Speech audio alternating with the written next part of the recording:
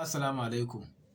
Biyo bayan umarnin Kwamishinan 'Yan Sandan Jihar Kano CP Sama'ila Shu'aibu Dikko FSI na faɗaɗa sintiri da kuma rahotanni da muka samu daga al'ummar jihar Kano na waɗansu mutane da ake ganin su akan raƙuma wanda daga alamu bayan ƙasar nan bane a yankunan Rimin Zakara da ke ƙaramar hukumar Ungwaggo da kuma Ɗorayi Babba da ke ƙaramar hukumar Gwale a nan Kano.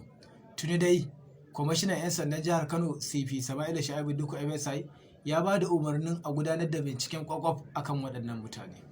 Mun garzaya masaukinsu da ke Rimin Zakara a ƙaramar hukumar Ungwaggo tare da dagaci da kuma masu unguwannin wannan yanki, wanda dama da dagaci da mai unguwar wannan wuri sun san da zamansu a wannan yanki nasu. Daga binciken da aka fara gudanarwa, ba mu same su da wani kayan laifi ba, kuma suna tare da cikakkun takardu na shigowa ƙasar nan. Bincike ya nuna mana cewa waɗannan mutane 'yan kasuwa ne masu safarar kanwa daga garin Damagaran a ƙasar Nijar zuwa Najeriya. Suna sayar da kanwa da kuma sauran kayayyaki, sannan su yi amfani da kuɗaɗen su sai kayan abinci a kasuwar Dawanau da ke nan jihar Kano su koma gida. Duka suna gudanar da waɗannan abubuwa a ƙasa da kwanaki 20. Kwamishinan 'Yan Sandan Jihar Kano CP Sama'ila Shu'aibu Dikko FSI ya sa an gayyato shugabannin waɗannan fatake.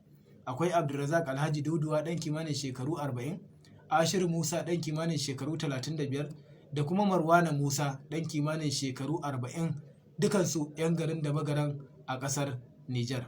Haka zalika mun tuntuɓi hukumar shiga da fice da kuma ofishin ƙaramin jakadan Nijar a nan Kano, wanda duka sun tabbatar da ingantuwar takardun da muka same su tare da su.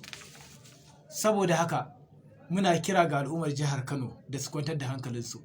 Za mu ci gaba da bibiya da sa ido. Muna godiya da irin haɗin kan da al'ummar wannan jiha mai albarka suke ba wa rundunar 'yan sanda da ma tsaro gaba ɗaya. Da fatan za a ci gaba da ba mu haɗin kai. Ba za mu yi ƙasa a gwiwa ba, za mu ci gaba da kare lafiya da kuma dukiyoyin al'umma.